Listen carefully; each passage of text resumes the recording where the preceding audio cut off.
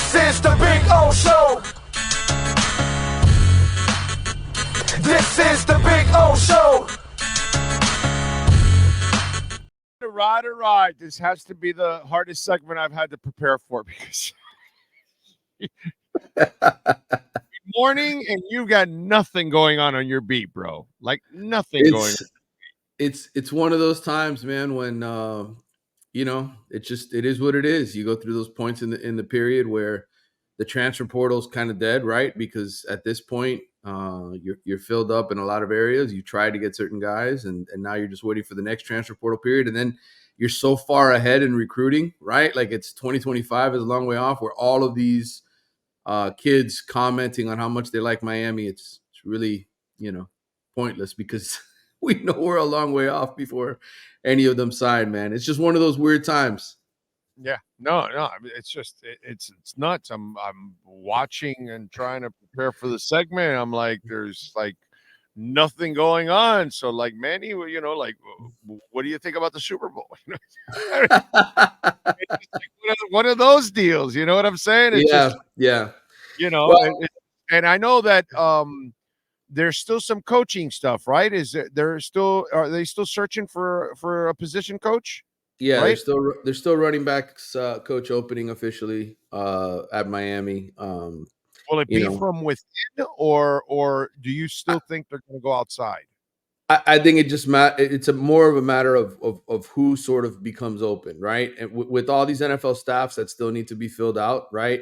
You think about a guy like Jason Taylor, right? Like he's with the Hurricanes for 1 year. What's to stop another NFL team from not calling this guy up, seeing after kind of what he did in 1 year in college? He kind of put his time in, so you never know if more positions can become open. But right now, Miami's got an opening at running backs coach. I would assume that it's going to be filled internally or with somebody not major, just because it's one of those positions that you can put a young and up and coming coach, right? You can put somebody who's a really good recruiter, somebody who this is their first sort of college type assistant type job, somebody that maybe you're grooming to be a coordinator down the road that wants to learn to be like a running game type coordinator, that kind of thing. So it's not a position where you're desperate to get somebody proven or anything like that. So now if Jason Taylor leaves or one of your coordinator leaves, and then you got a problem. But I think for right now, it's one of those jobs that's just open, and Mario can ultimately do what he sees fit for it. Mario's loving this. He's going, oh, these two assholes have nothing negative to talk to me about. So this segment won't go viral, or So he's probably happy that there isn't much to talk about. He's had a really good offseason. I mean, if you think about it, I mean, this is exactly the way that you want it to go. You keep your coordinators, right? You don't have to worry about replacing them. You get the quarterback that you want. You you sign the number 3 recruiting class in the country. You don't really lose any major guys from your team to the portal that you're like super worried about replacing. How do we fill this guy's shoes? So from a 7-6, how did the offseason go perspective? Went pretty well for Miami. Oh yeah, dude. Well, Mario's issues aren't anything except game day. That's it. He's exceptional everywhere else. We know he's exceptional as a human being, a leader, a recruiter, a worker, everything. You're not going to beat Mario in any of that stuff. Really, all it is about game day. And what do you hear about that? Do you hear? I mean, I'm asking you the impossible probably, but what is it? Because I look at McDaniel and I look at Mario and I kind of see the same issues. I love both coaches as their personalities and their work ethic and all that and what they're all about. But on game day, they're not polished yet at this point. And so what is he doing to kind of, and I don't know what he can do without actual game action around him. So I don't know. How can he improve in that area? It's a great question. I think, you look at a guy, look, I know from covering the Heat with Eric Spoelstra. Eric Spoelstra would go in his off seasons and go hang out with football coaches, right? He would go and hang out with baseball coaches, with all kinds of different people to learn stuff from. Mario, philosophically, is not a guy who I think worries too much about the X's and O's in terms of strategy, picking things up. Like he learned what he learned from Greg Schiano. He learned what he learned from being around Nick Saban as far as roster building, recruiting. But from an X's and O's perspective, I don't know that he gets, he's sleepless at night. I think he just thinks that this is a talent accumulation business. His mindset is get the best players. The best players are going to lead you to wins, and hire the best possible coordinators who can work with those guys and adjust. Now, I think he made a home run hire with his defensive coordinator. I think Lance Guidry had the Yeah. right defensive approach for this group. I think he married, he changed his philosophy. When they had some injuries on the defensive line in the middle of the season, he changed the philosophy. He went from a traditional 4-2-5 to a 3-3-5 because he just didn't have enough defensive linemen. That dude adjusted, and he still got to the quarterback. He still brought pressure. He still made the kind of adjustments. The offensive coordinator, I don't know if that's just necessarily a good hire. And it's not that I don't like the guy.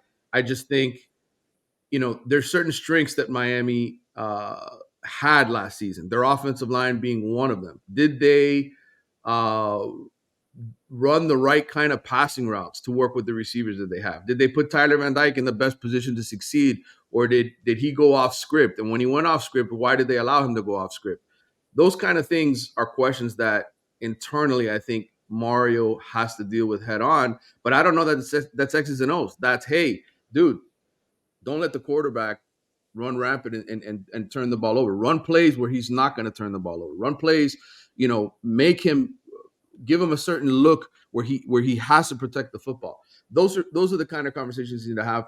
I don't know where Mario goes for that. I don't know where he goes for inspiration, because I don't think he really does that. I don't think he goes to other head coaches and people around college football. Now, maybe that Nick Saban's retired and living down in Jupiter, maybe he'll have Nick Saban stop by. I know in the springtime there have been coaches that have come by Miami. Ed Orgeron has been around Miami the last couple years because his son has been there.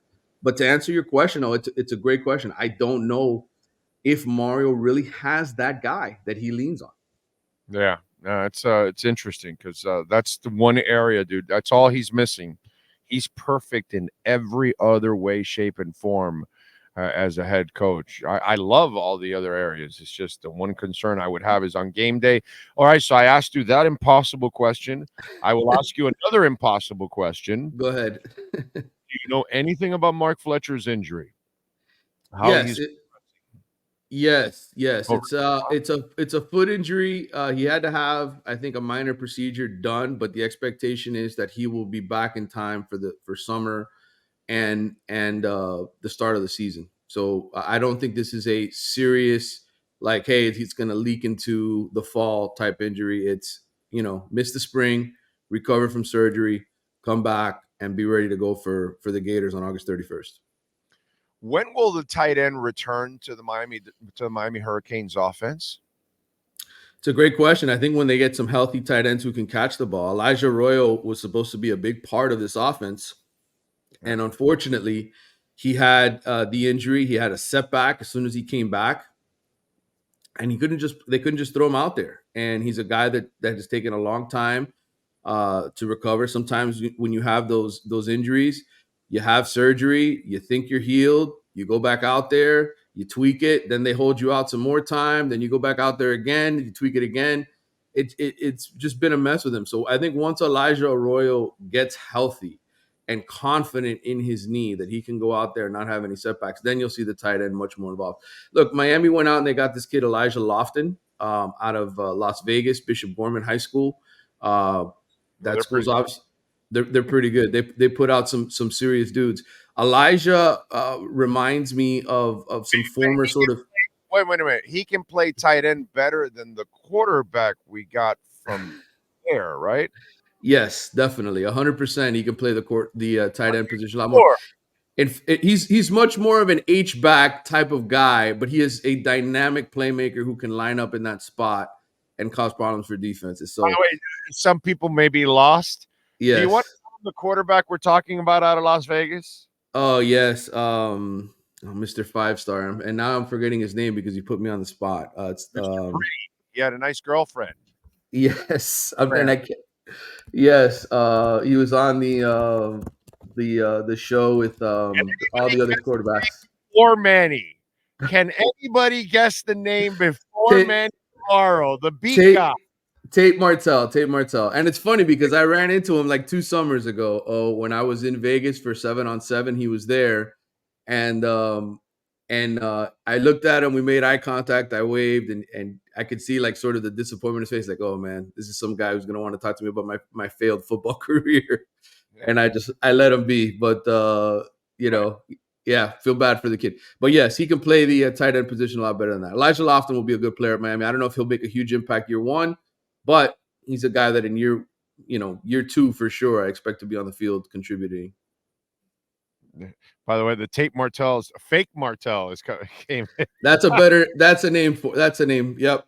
I was gonna say I forgot what I think I was gonna call him Manvel, and I'm like, no wait, it's not Manvel, it's Martell. And then it hit me. So Well, if he kept that girlfriend, at least he got 1 out of 2 is not bad. It didn't work out in football, but he got a babe. So for a little while. I think they broke up as soon as she saw that he wasn't gonna make the NFL as a quarterback. So okay. Yeah, I think that ended pretty quickly once she realized he's not playing quarterback here. Are you tripping out with the way Travis Kelce and Taylor Swift are like turning over the whole world? Like people are like freaking out on their relationship one way or another. Like it's so ridiculous. You know what I mean? I think people need to embrace it, man. Like the fact that you have a superstar singer, performer, entertainer in love with an NFL player, that's great for the NFL.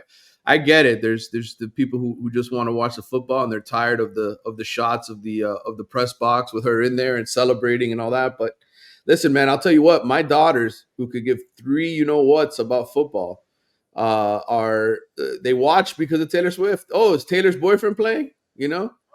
Right, exactly. So it's serving its purpose, man. There's a lot more people interested in it because she's I don't around.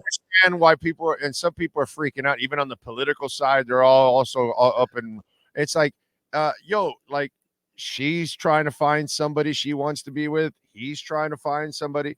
It looks like they actually found each other, and it looks like they're. Why don't you just be happy that they're happy being right. happy? You know what I mean? Just it's good for them. Taylor's been writing her whole life about all kinds of bad shit happening to her in relationships. Well, maybe now she can start writing about a terrific relationship, because obviously it's been an issue for her. You know what I mean? It's like, so we'd rather her be Jennifer Aniston or, another one of these women that can't find somebody forever. It's like, I don't really understand that. It's like, dude, be happy for them. You know what I mean? By the way, I'm convinced that Travis Kelce's retiring. I'm convinced. Yeah. Because he has 2 years left. Matt Verderame and I go back and forth. Matt's a big football guy, but he's a big KC guy. This isn't even a KC show and all that. And so he thinks he's going to hang in there for the 2 more years. But I think he's become human. Yeah. He doesn't have anything. He doesn't even need this Super Bowl, bro. He doesn't need any more stats. He doesn't need anything. He's a first ballot Hall of Famer. He's got already a couple championships. He could be considered the greatest tight end, or if not, top 2, top 3, whatever, bro. Like, he doesn't need this shit. I think he's done, bro. And if they win, for sure, I think he walks off into the sunset and he gets happy because he got something else to do now. And why blame him for it, right? I mean, he's got a good thing going. He can enjoy life, and what's to stop him either, from doing what some other guys have done in this profession in sports, where they come back in the middle of the season, right? Hey, I don't have to go through camp. I can just sign a contract, play in November, December, or whatever, and get ready for the playoffs and play half a season if that's what he wanted to do. If Patrick Mahomes somehow were to convince him to do that. So how about this? He's doing what the rest of us do. When we find somebody that we love and we care about, well, we want to be with that person, bro. Yeah. And there's nothing wrong with that, dude. You know what I mean? Nothing wrong at all. And in football, he's probably had enough of putting his body through freaking hell, dude. What is he, 34 now? Yeah. He's going to have to deal with a lot of shit for the next 30 years from playing football for so many years and injuries and wear and tear and all that kind of stuff. Come on, man. Give me a break. So find happiness when you got it, man. Hells yeah, man. All right, what's the happiness you got going on The Athletic? Well, I wrote about the Florida Gators 2024 recruiting class. That story will be coming out tomorrow. I caught up with DJ Lagway, a guy who Miami fans should familiarize themselves with because he's one of the best quarterbacks in the country, signed with the Gators. Miles Graham, remember Ernest Graham, the running back for the Gators? Played in the NFL with the Bucks for a long time. Mm-hmm. He's his son Miles is one of the Gators signees. So just a story on what happened with Florida's recruiting class. They had the number 3 recruiting class at one point. They had a bunch of guys decommit because the season fell apart for them. But, Lagway, Graham, they've got some good players still part of that class that are probably going to play a lot as freshmen. And so I have a little read on them. And there'll be more stuff in the weeks ahead, man. It's the off season. We get to slow things down a little bit around here. It's so slow on the Canes beat. You're writing about the Gators, so I really am. I don't want to write about 2025, guys. I'm sorry. I apologize to the readers and the listeners.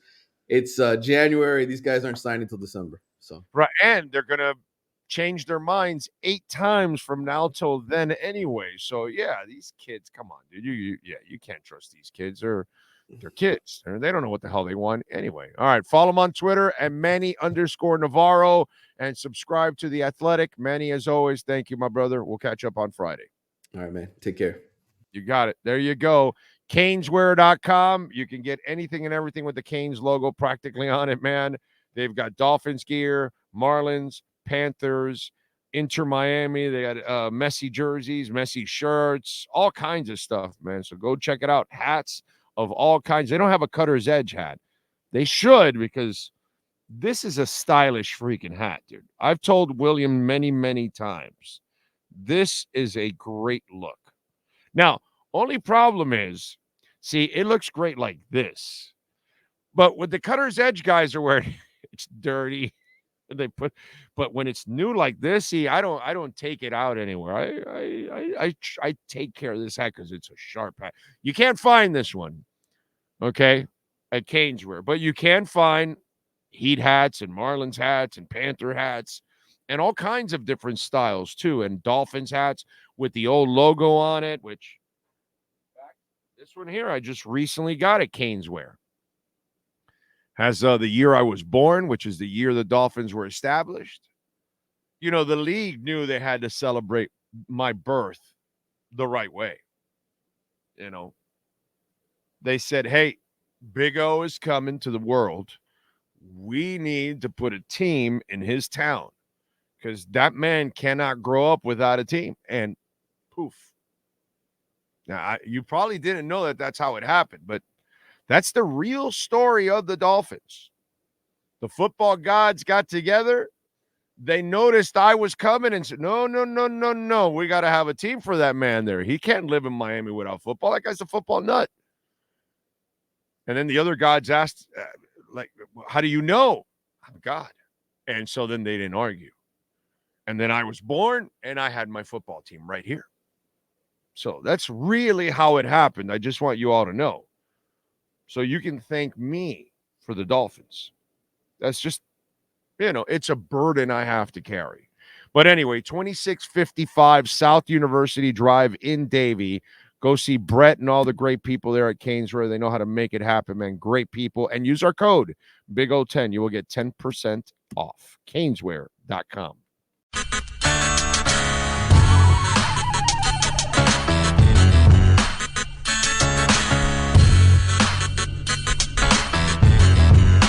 This is the Big O Show. This is the Big O Show.